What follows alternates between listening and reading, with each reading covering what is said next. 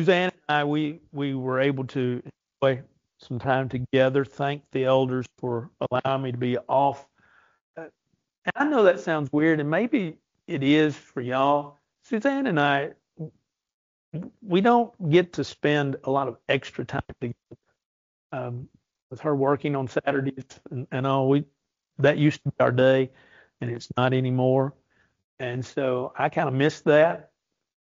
And so to have a week where we were able to spend together, uh, I enjoyed it.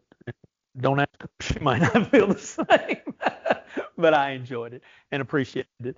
So we did go to Santa Claus, Indiana, but we didn't see Santa Claus. But I had not been that direction before. And so to see the tremendously large fields of corn, well, actually corn was gone. Did get to look inside just by virtue of I was flying down the interstate, one of the warehouses and see all the barrels that they had there of the grain that they had processed. And but anyway, that was interesting. And so we enjoyed that day. Enjoyed every day. Saturday we went up. Ethan called us Friday night, said, "Hey, why don't y'all come up and spend the night instead of just coming up Sunday?" And so yeah, so we did, and we were able to spend some time with Graceland and Ethan and Kara, and enjoy that tremendously. Let me tell you about children, how humble they'll keep you. Graceland is 3.5 years old now. Will be 4 in December, so almost 4. Anyway, something was said Saturday, I think, it might have been Sunday, about hair, and I said something about my hair. And Graceland looked at me and smiled and said, "You don't have any hair." And so I disinherited her. So anyway, we are in 1 Samuel 28. Let me tell you what I'm thinking. I'm thinking we will finish this fairly quickly, and I mean 1 Samuel, probably within the next week or two, probably 2 weeks. We will finish 1 Samuel. And I don't have a specific direction that I'm going. We would like to go to a topical class for, at least a quarter, maybe 2. That would be fine as well. And I've got some ideas, but haven't worked on anything yet. So if you have an idea about how or what you would like to study in class, give me a note or just tell me and I'll write it down, and we'll see what we can do to do that. But in 1 Samuel 28th chapter, we've got to understand a couple of things before we get started. We probably have more questions about this chapter than we have answers. And to understand the witch at Endor, I'm not sure I can. I mean, I've had classes on this. I had a graduate class on it, or on 1 Samuel rather. I've read a lot of folks through the years and heard lectures and so forth. I still have more questions than I have answers. I think I have a few more answers tonight that I'll try to give you, and we'll see about them. We'll see where they are and where they lay, and go from there. But also, you have to understand, one of the things we have to understand is that in many ways, the 28th chapter is out of chronological order. When I say that, one of the things that I've tried to emphasize is that, especially towards the latter part of this book, things get, about from the 25th chapter on, things get out of whack chronologically. And that's not, there's no problem there. That doesn't mean that, what we have is bad or wrong or corrupt. The story is still, and that's what's the key. The story is still intact and the story is full. But when you look at this chapter, especially at the end of it, it would appear that it would maybe fit more right in the 30th chapter, right at the beginning of the 30th chapter. But that doesn't matter. That's chronology, and really and truly, that doesn't matter. That's not the way the Bible's set up, and the Bible is not meant to be a chronology to just begin reading and go straight through. There are, if you're interested, I had one. I don't know if I still have it or not. I have there is the chronological Bible, but then I have a book that takes kind of bits and pieces, kind of the Reader's Digest condensed version, but tries to piece it all together so that if you begin at the beginning of this book, it is the Bible, but it's the Bible from a story standpoint in chronological order. And I can get you in on that if you're interested.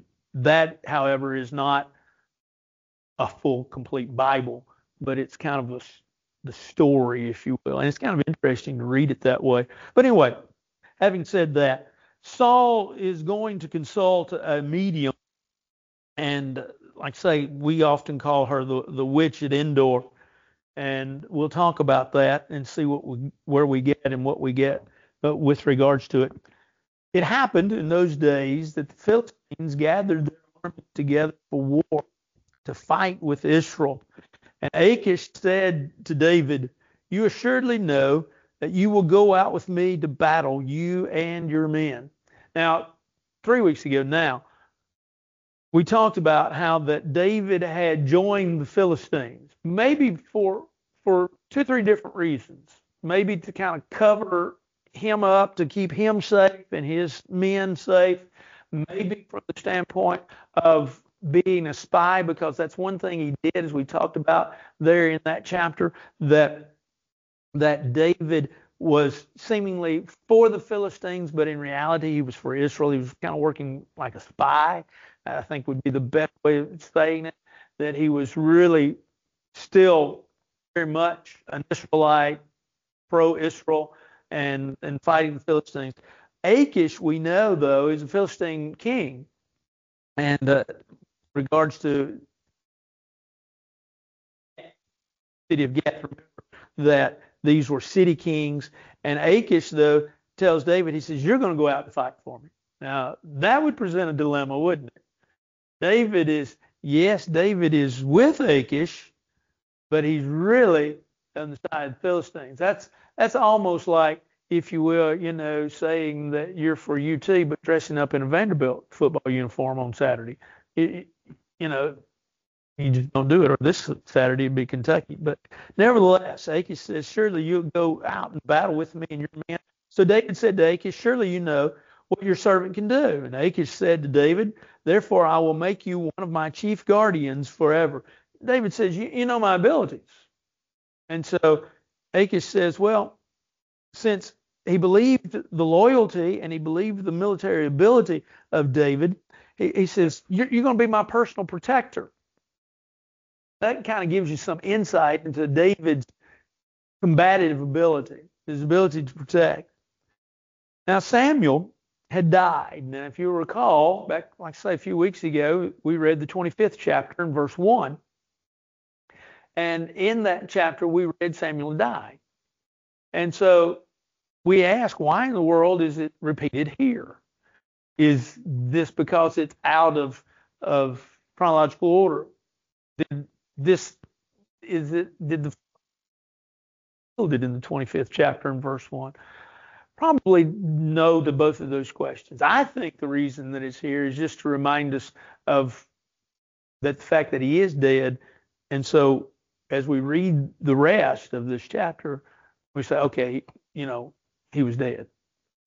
It also kind of gives emphasis to the fact that this is kind of an unusual set of circumstances which we don't really see and understand completely. Nevertheless, Samuel died, and all of Israel had lamented for him and buried him in Ramah in his own city. So you see, there's not a problem in repeating the same thing again.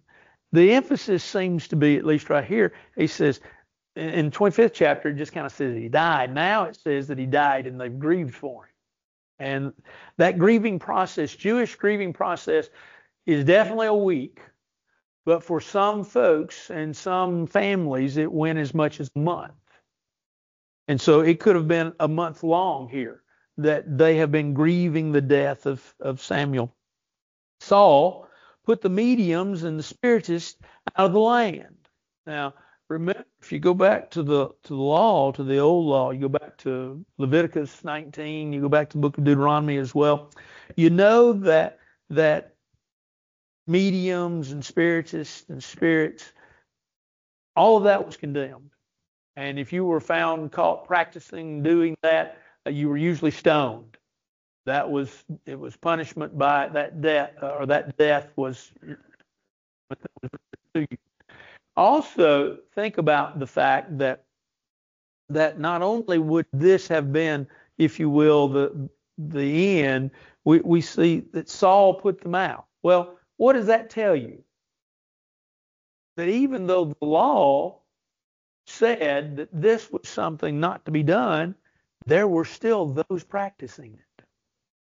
And so Saul says, we're going to put them out of the land, not going to have any control over them, or not going to have anything to do with them. They can't they can't practice, they can't participate. If they do, of course, we wonder what he would have done. Would he have reverted back to the law and said, we will kill them by stoning them? But nevertheless, while we don't know exactly, we just know he says, this is not going to happen anymore here. The Philistines gathered together and came and encamped in Shunem. So Saul gathered all Israel together, and they encamped at Gilboa. When Saul saw the army of the Philistines, he was afraid, and his heart trembled greatly. Why was he afraid? Was Saul afraid because of the number of the Philistines that were coming against him? Because remember, we found out a couple of weeks ago that the Philistines had a tremendous army, and they came with more than Saul was coming with. That could have been part of the number, or part of the reason. It could have been the fact that Saul, what do I do now? He doesn't have Samuel. Samuel,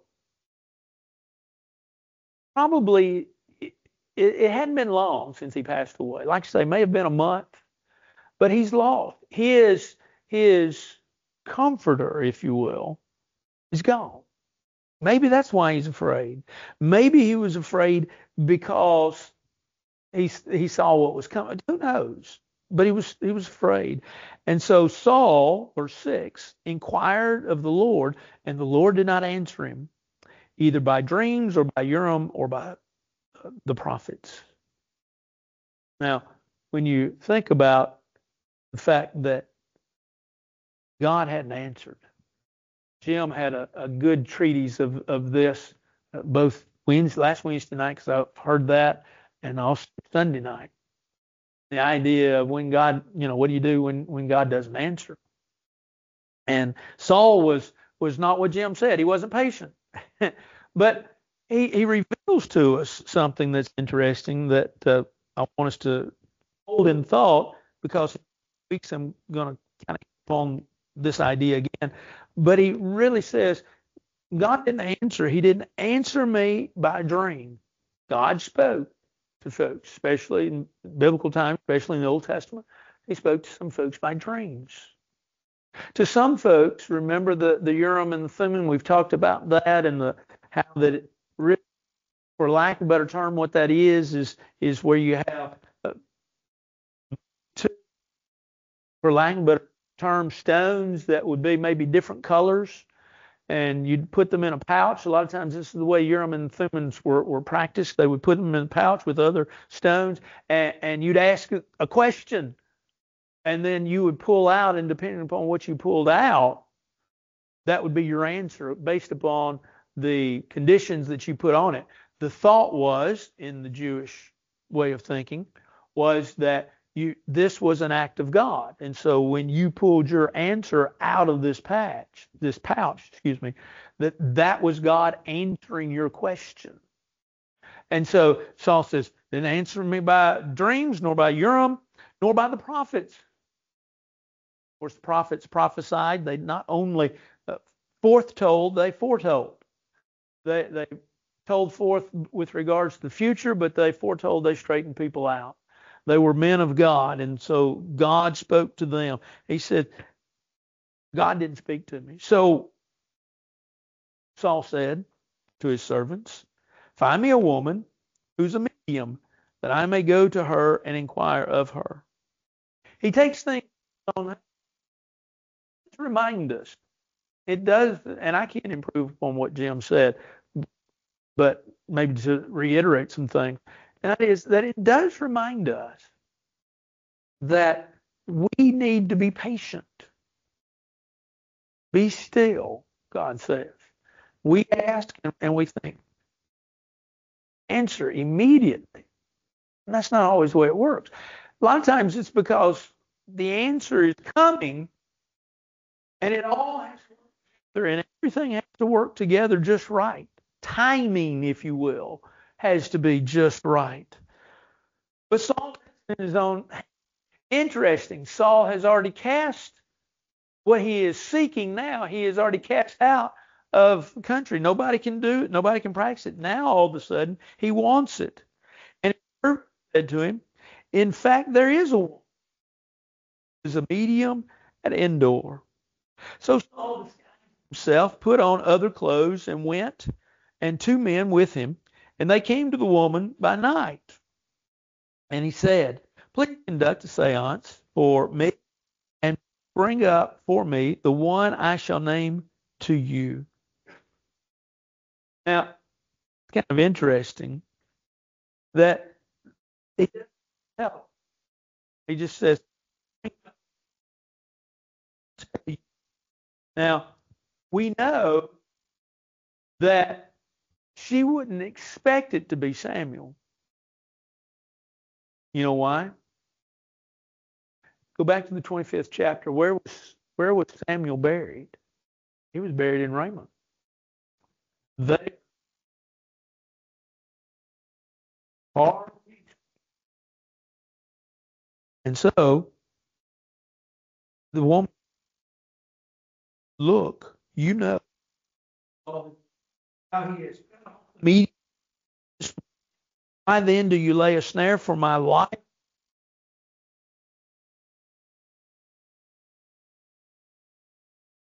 She is protecting herself by saying, wait a minute. You know what Saul's done? I can't do any of this. I mean my life. And so Saul spoke to her by the Lord, saying, as no punishment shall come upon you for this thing. Now, think about this. You know what Saul has done? All the spirits out. He said, no practicing of spiritism. And she says, yeah, you're wanting me to do this. And she doesn't know that she's talking to Saul. Saul makes a guarantee, no harm will come to you. And so, it's interesting. It says, then the woman said, whom shall I bring up for you? She understands that Saul, somebody brought up from the grave. She's wondering now, who? And he said, bring up Samuel for me. Now, I want you to notice something. Verse 12, when the woman saw Samuel, there's a skip there. The skip is this. Maybe she said something and God chose not to save that for us for fear that somebody else would try the same thing. It could be, however, that she said nothing. Attribute a power to her that she may have not actually had, because what is her reaction? She cried out with a loud voice.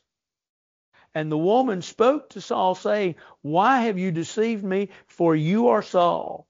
It is interesting that she doesn't say, we do not know. Maybe she does and just not recorded. Maybe she says nothing. You see, this could have been, and once again, I've got more questions than I got answers. But this could have been an act of God and not of the woman. We've attributed it through the years to the witch at Endor. We've attributed it to the spiritist. Have to be. Not according to this text. She cries out, but why? Well, we don't know. Maybe that's the way she normally acted. Maybe it was the fact that they didn't expect anybody to appear, but they did. Maybe that Samuel. And so she realized that this was Saul, realized that she was in the presence of Saul, and she was not only in the presence of the king, but she was also in the presence of what might be her demise. We don't know. See, once again, we have more questions than we have answers. But nevertheless, let the story kind of lay as it lays. So the woman spoke to Saul. She said, why did you deceive me? You're Saul. And the king said to her, do not be afraid. What did you see? And the woman said to Saul, I saw. Your version may say God. It's interesting. It's the Hebrew word Elohim, which is translated God. Also, not just little g, but big G, God. Our God, God in heaven. The term, the word, can also have the idea that I like what the New King James, how the New King James translates it, spirit. And so the woman said to Saul, I saw a spirit ascending out of the earth. So he said to her, what is his form? And she said, an old man is coming up. He's covered with a mantle or a robe. And Saul perceived that it was Samuel, and he stooped with his face to the ground and he bowed down, sort of a sign of respect. Bow to those that you respect. You see that? We almost 4 years ago. No, wow. Yeah. Book of Genesis, we saw that bowing down as a sign of respect. Samuel said to Saul, why have you disturbed me by bringing me up? That's interesting, isn't it? Samuel doesn't understand the purpose. Maybe Saul does, but he doesn't understand what's taking place. And so why did you disturb me by bringing me up? Saul answered, I'm deeply distressed. He gives really two reasons. He says, number one, Philistines making war against me. He says, in other words, I'm afraid. We've already seen that. The Philistines are making war. I need help. You're not here. Secondly, this, and God has departed from me and does not answer me anymore, neither by prophets nor by dreams. Therefore, I have called you that you may reveal to me what I should do. In other words, I needed your help. I needed your counsel. I needed you. It tells us a little bit, it gives us a little bit of insight into the relationship that Saul and Samuel had. And so it gives us some insight there. And he says, therefore have I called you that you may reveal to me what I should do. Then Samuel said, so why do you ask me, seeing the Lord has departed from you and has become your enemy? And the Lord has done for himself as he spoke by me. For the Lord has torn the kingdom out of your hand and given it to your neighbor. Because you did not obey the voice of the Lord, nor his wrath upon Amalek. Therefore the Lord has done this thing to you this day. Go back in your memory.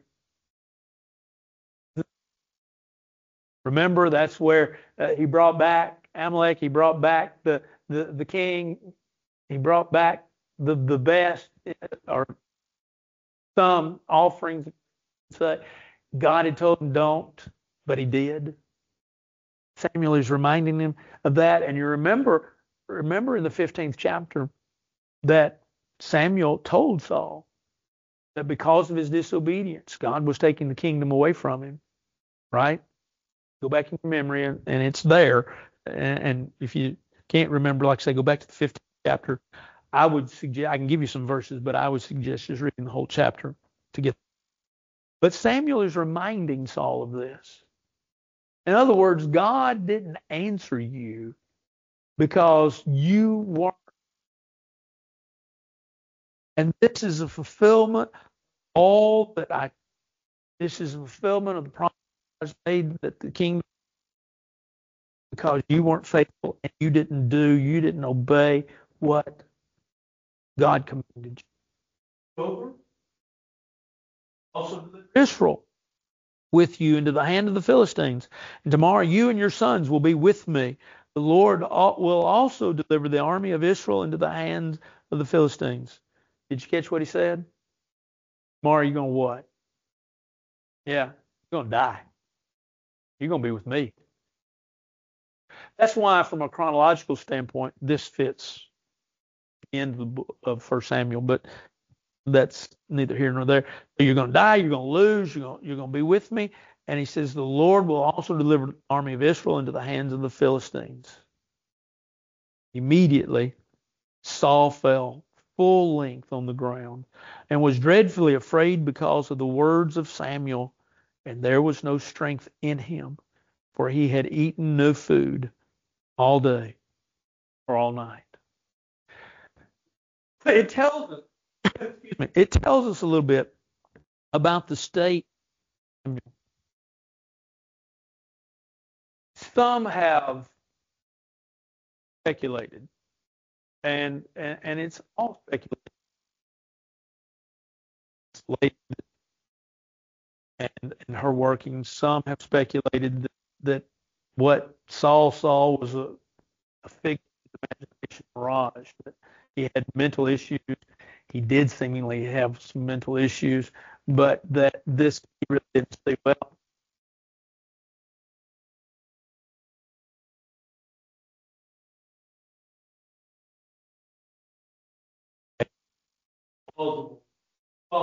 But it is one that some have suggested through the years. There's a lot of different things about all this.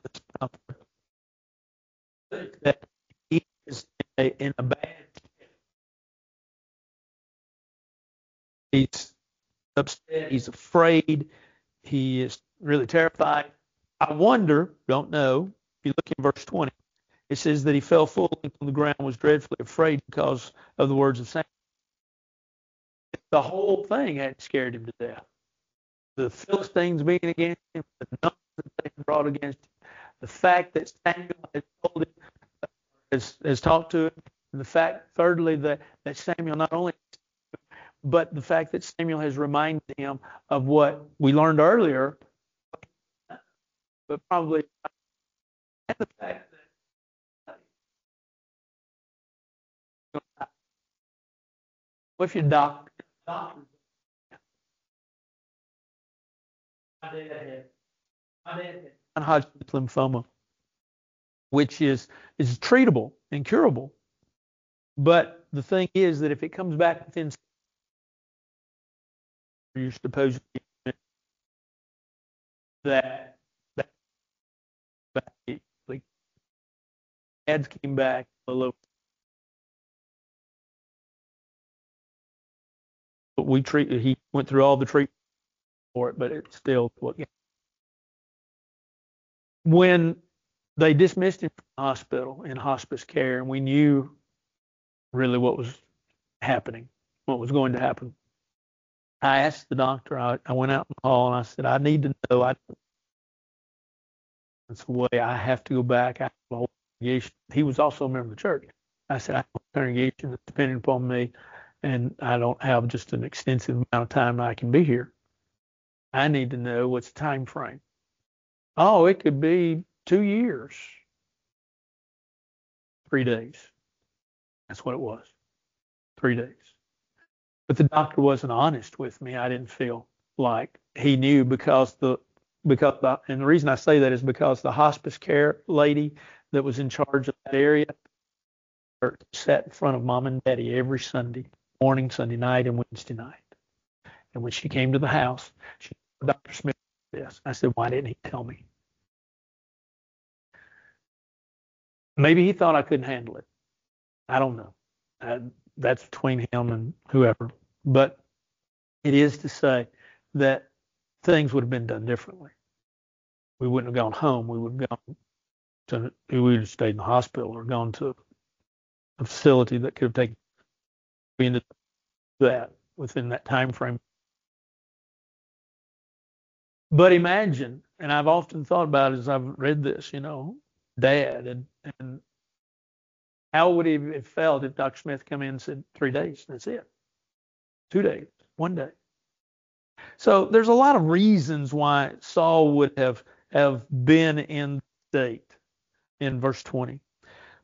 Let's go on, we'll finish it and then we'll open it up. The woman came to Saul and saw that he was severely troubled, said to him, "Look, your maidservant has obeyed your voice, and I have put my life in my hands and heeded the words which you spoke to me." In other words, I've risked my life. Look what's happened. Now, therefore, please heed also the voice of your maidservant, and let me set a piece of bread before you and eat, that you may have strength when you go on your way. She's concerned now about Saul. Let me help you. But he refused, and he said, "I will not eat." So his servants, together with the woman, urged him, and he heeded their voice. Then he arose from the ground, sat on the bed. Now the woman had a fatted calf in the house. She hastened to kill it. She took flour and kneaded it and baked unleavened bread from it. So she brought it before Saul and his servants, and they ate. Then they arose and went away that night. There's the story of the witch at Endor. That's often what she's called, the medium at Endor. We get a lot of questions, and there's a lot, like I say, there's a lot more questions than answers.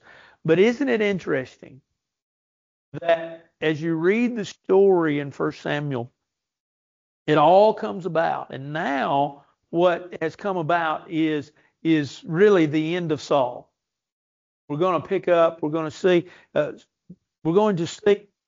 David, the story of David, be picked up here pretty quickly. We're going to see.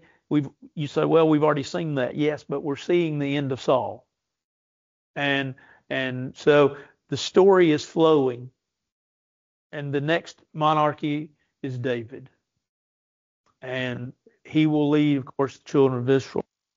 Questions or comments about this chapter, about this story?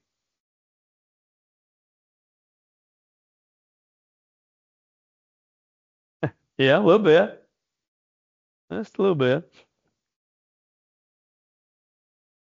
Anything else? There's not a whole lot. Like I say, there are more questions. How in the world, is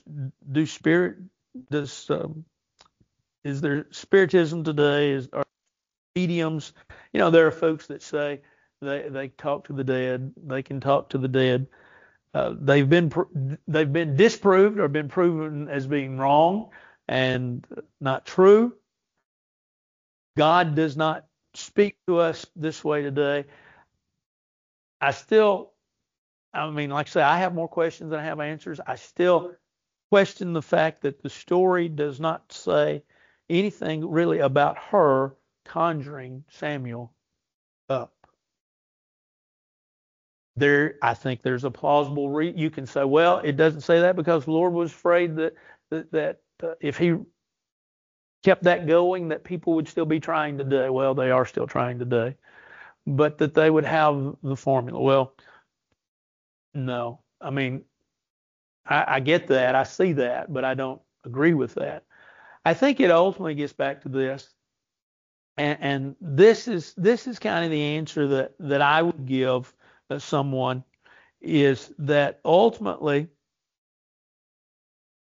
God works, and as he works, we often talk about things that happen that we can't explain, but we often call them an act of what? God. Yeah. Insurance is real big about, well, as an act of God, we don't cover that. But this was an act of God. Now, you might say, well, are the people that believe in mediums and so forth, they would say, you see that through your lens, your worldview lens of the Bible. And they would say, I'm not bound by that, and so I don't see that. Well, I'm not, because we don't have time, not going to be able to get into it. But if you stop and think about, go back to when we talked about, we did it on Sunday morning in Bible class. We did it for a few weeks. We talked about death and the afterlife and things of that nature. And we talked about, with regards to we even talked about, because I went back and made sure that we did talk about it. We talked about, what do the dead know, and are they walking among us, things of that nature. So we kind of answered that question there. But I think, to me, the best answer, at least, to give to someone is that we often talk about this is an act of God. We even talk about things that God doesn't do necessarily directly, but are still acts of God. In other words, God doesn't cause a hurricane to hit, certain places, but yet we'll say that's the hand of God. That's the work of God. This, I think, still has to be classified as an act or work of God. Why did God allow it?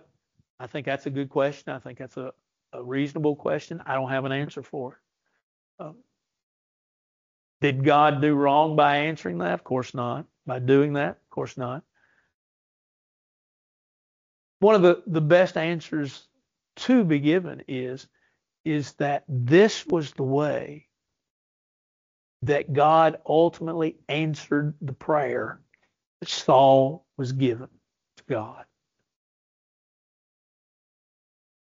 And beyond that, I can't answer anything else.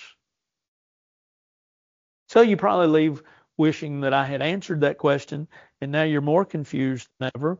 And so I've done my job. That's what you call, in preacher world, that's what you call job security. So you'll ask me to come back and figure it all out again. But anyway, anything else? Well, we're thankful. If Linda's listening, thank you for sending that update for Larry. And do remember them in your prayers. And anything you can do for them, I know they would greatly appreciate, but they'll tell you nothing. But when Larry gets settled at NHC, some of us need to carry him some chocolate chip cookies and pizza. He loves pizza and chocolate chip cookies. And I also found out, of course, Linda makes them, but smoothies. She makes smoothies and with ice cream. So, and he needs to fatten up. Okay, so I'm serious. I mean, sneak those things in. If they're not in his diet, actually, the nutritionist said yesterday those things were okay. So if you want to sneak him those things in, hopefully he'll eat them because he needs to. And remember everybody else. We don't want to forget anybody that's sick. Let's pray. Our Father in heaven, we're so thankful for this day. We're thankful for the blessing of it. We're thankful for the opportunity that we have to study your word. And while times in your word you've left blanks for us to fill in and we don't always have the answers, we're appreciative of the story and the fact that you really do answer our prayers and that you are always there for us and with us. We ask that you be with those that were mentioned, be with Larry and help the things that the doctors are doing to be able to help him to get stronger and to get back to normal activities. We ask that you be with Linda. She takes care of him. Be with Anissa's mother as she's back in the hospital. Be with the doctors and nurses that are taking care of her as well. Be with Teresa's mother-in-law and bless him in this time, especially as they're trying to figure out his infection. And we ask that you be with any others that we might know of that are not doing well. We ask that you watch over us and bless us as we go throughout the rest of this week, that we may be the shining example before others that you would have us to be. Bless us and keep us and hold us as we hold to you. For this is our prayer in Christ's name. Amen. Y'all have a great, great week, and we will see you Sunday, Lord willing.